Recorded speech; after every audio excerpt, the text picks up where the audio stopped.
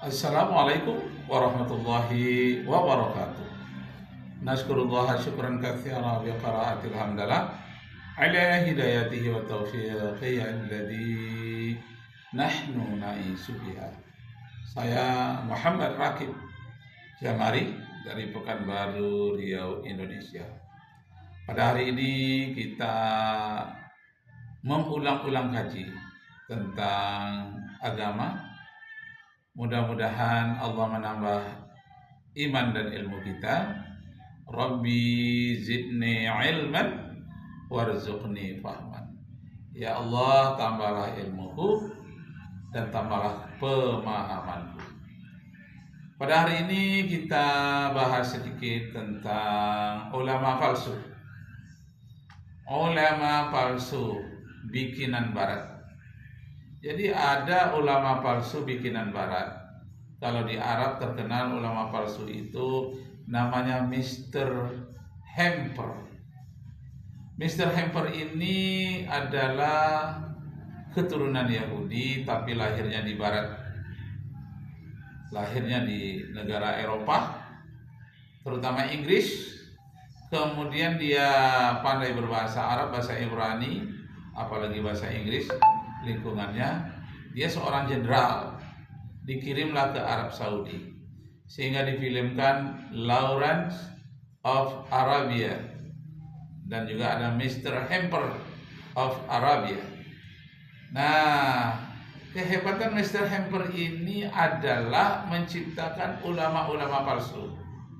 Bagaimana dia menciptakan ulama palsu itu? Dia cari ulama yang selalu para ustadz yang berkata-kata kasar, melawan terhadap pemerintah dan juga melawan terhadap golongan-golongan lain yang tidak searah dengannya. Maka dia inilah yang diambil di bawah bekerja sama untuk menjadikan ulama-ulama palsu dengan syarat menguntungkan bagi dunia orientalis. Yang penting mereka bisa memecah belah umat Islam dan membuka jalan bagi para orientalis masuk dan mereka mendapatkan keuntungan dari dunia Islam. Misalnya nanti minyaknya bisa dikuasai, kemudian perdagangan senjata atau perdagangan lainnya itu bisa dikuasai. Itulah tujuannya. Ujung-ujungnya adalah bisnis dan misionaris dan sesuai dengan moto penjajah yang disebut dengan 3G, 3G. G yang pertama adalah goal, mencari kekayaan di negara-negara Islam. Yang kedua glory, mendapatkan kekuasaan.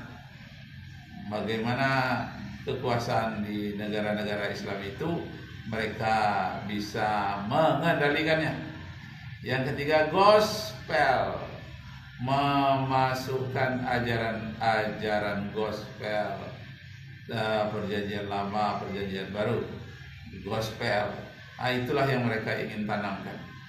Nah, di antara ajaran-ajaran gospel itu dan ajaran-ajaran barat yang mereka berikan kepada Islam, yang pertama yang ada di dalam Islam sendiri tapi menguntungkan bagi dunia misionaris, apa dia? Ayah dan ibu Nabi adalah kafir. Nah, ini yang dia gembar-gemborkan.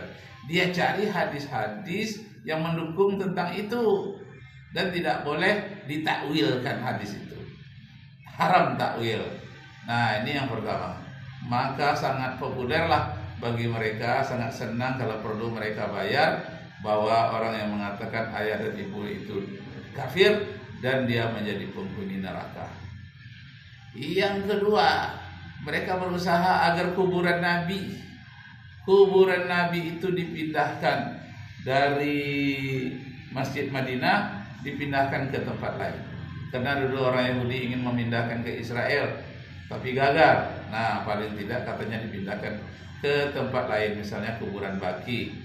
Nah, berkali-kali hadis mereka cari mana yang agak sesuai dengan ide ini. Bertemulah hadis yang menyatakan janganlah dijadikan kuburan sebagai masjid, karena itu pernah dilakukan oleh orang Yahudi dan Nasrani. Mereka lupa bahwa kuburan Nabi di Masjid Madinah itu adalah kuburan Nabi itu adalah di sebelah masjid. Nah, beda dengan orang Yahudi dan Nasrani, langsung kuburan itu menjadi masjid. Nah, inilah mereka cari celahnya, bagaimana supaya serupa dan bagaimana supaya tidak ditakwil, tidak dirubah lagi, supaya kuburan Nabi dipindahkan. Yang ketiga, mereka cari cara bagaimana memanggil Nabi Muhammad itu tidak dimuliakan, supaya sama saja Nabi Muhammad itu dengan Muhammad lain. Maka mereka melarang membaca Sayyidina. Allahumma sholli ala Sayyidina Muhammad. Hilangkan kata Sayyidinanya itu, karena Sayyidina itu artinya pemimpin besar. Karena Rasulullah mengatakan ana sayyiduna atau ana sayyidu waladi Adam wala fakhara wa kabara. Aku adalah sayyidnya pemimpin anak Adam, bukan aku sombong dan bukan pula karena aku takbir. Allahu akbar, Allahu akbar walillahil hamd. Nah, Bapak Ibu, saudara-saudara sekalian, itu yang ketiga. Yang keempat, dia cari alasan hadis, alasan sejarah bagaimana menindas keturunan Rasulullah yang Said, yang Syarif, kemudian yang Habib, itu yang ada kaitannya dengan keturunan Rasulullah, yang Ba'lawi ada keturunan Rasulullah. Bagaimana ini supaya disingkirkan, dipecah belah? Nah, ini yang mereka larang. Kemudian yang keenam, mereka larang jangan banyak bersalawat kepada Rasulullah. Sampai tulisan nama Nabi Muhammad itu dihilangkan di beberapa tempat dengan berbagai-bagai cara. Yang mereka pergunakan, yang mereka rangkul adalah ulama-ulama palsu. Dia sebetulnya bukan ulama, ustadz biasa saja, tapi diangkat derajat menjadi ulama besar. Tapi ulama besar yang palsu, yang ilmunya tidak kuat dan mudah dipengaruhi. Masya Allah, Allahu Akbar. Ingatlah satu hadis riwayat Bukhari dan Muslim menyatakan, innallaha la yaqbidul ilma intiza'an yantazi'uhu al-ibadu walakin yaqbidul ilma biqabdil ulama hatta idza lam yabqi 'alimun ittakhadha an-nasu ru'usan juhalan fasu'ilu fa'aftau bi ghairi ilmin fadallu wa adallu. Suatu saat nanti Allah akan cabut ilmu agama dengan tidak sekaligus, tapi Allah mencabutnya dengan mewafatkan orang-orang alim ulama yang berwibawa. Orang alim ulama yang tulus, yang tidak palsu, banyak dia mati, lalu tidak ada penggantinya. Yang penggantinya banyak yang palsu. Sehingga yang palsu inilah diangkat jadi sebagai ulama-ulama palsu. Ru'asan juhalan. Dia menjadi pemimpin yang jahil. Yang jahilnya bagaimana? Tidak mau mengatakan kata Sayyidina kepada Nabi Muhammad dan akan memindahkan kuburan Nabi Muhammad sallallahu alaihi wasallam. Tidak mau mengatakan ayah dan ibu Nabi Muhammad itu tidak berdosa, dikatakan orang kafir. Masya Allah. Dan kemudian akhir-akhir ini kebanyakan malah terjadi di Indonesia, dikatakannya bahwa Allah Maha mendengar, Maha melihat. Dikatakannya bahwa tidak ada pemimpin yang sempurna, nabi-nabi itu pun tidak sempurna. Irma Suryani mengatakan pemimpin tak ada yang sempurna, nabi-nabi pun tidak sempurna. Nah, padahal Allah sudah mengatakan bahwa Nabi Muhammad itu jadi rahmat bagi sekalian alam. Direndahkannya Nabi Muhammad, itu ulama palsu juga itu. Innama bu'istu liutammima makarimal akhlak, bahwa Nabi Muhammad itu diutus oleh Allah untuk memperbaiki akhlak. Sebaik-baik akhlak adalah akhlak Nabi Muhammad sallallahu alaihi wasallam. Sesempurnanya contoh adalah Nabi Muhammad sallallahu alaihi wasallam.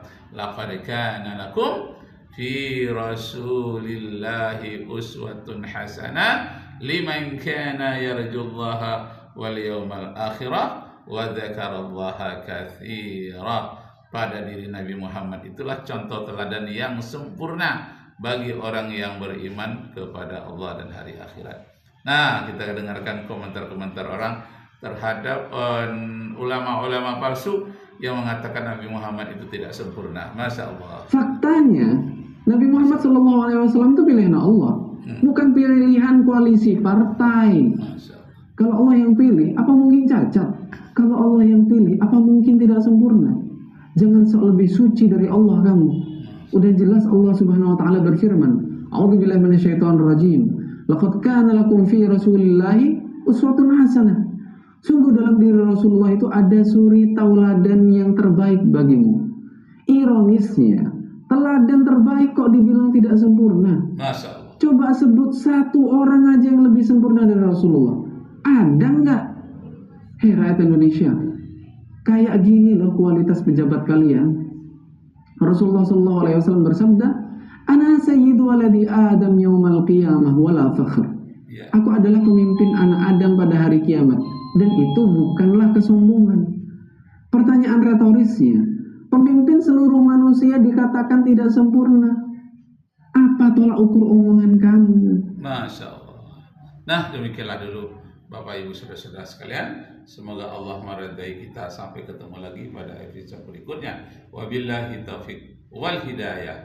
Arju minkum afwan. Aku harapkan kepadamu maaf dan terima kasih. Wabillahi taufiq wal hidayah. Wassalamualaikum warahmatullahi wabarakatuh. Allahu akbar.